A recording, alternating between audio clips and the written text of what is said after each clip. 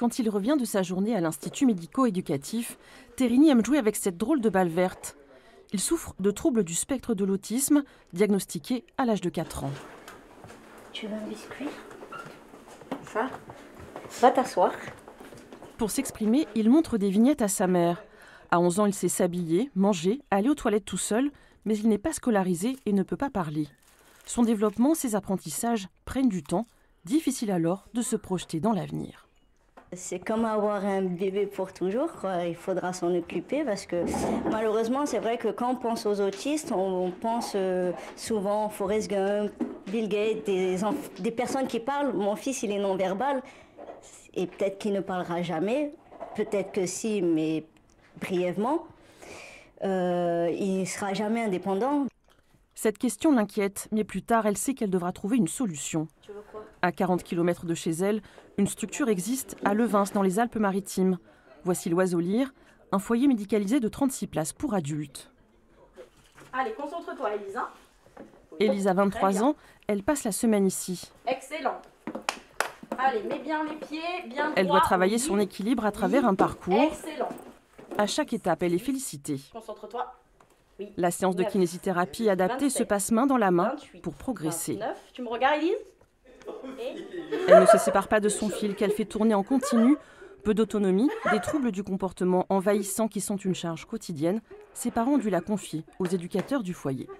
Ça permet aussi à toute la famille de revivre, de pouvoir retravailler, de pouvoir sortir, de pouvoir vivre tout simplement. Donc on se bat, nous en tant que parents, on se bat non pour les places, pas pour avoir des places parce qu'on aime les places dans les femmes ou dans les IME ou dans les structures médico-sociales, c'est aussi pour soulager les familles également.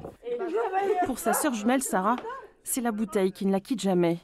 La journée est structurée par des activités physiques, des sorties et des ateliers pédagogiques où le plus important est de se faire plaisir.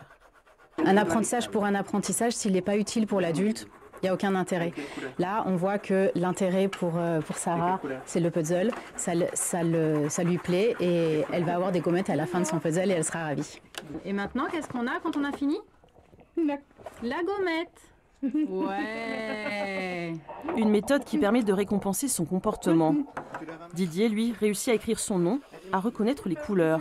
Il a 58 ans, c'est l'un des résidents les plus âgés. Ensuite, tu prends le bleu. Jaune. Impeccable. Le bleu. Très bien, mon Didou. Vas-y. Je vois que vous le félicitez à chaque fois. Pourquoi? Pour le renforcer. Chaque fois, il y a un renforcement. À chaque fois qu'il fait une action correcte dans ce que je lui ai demandé.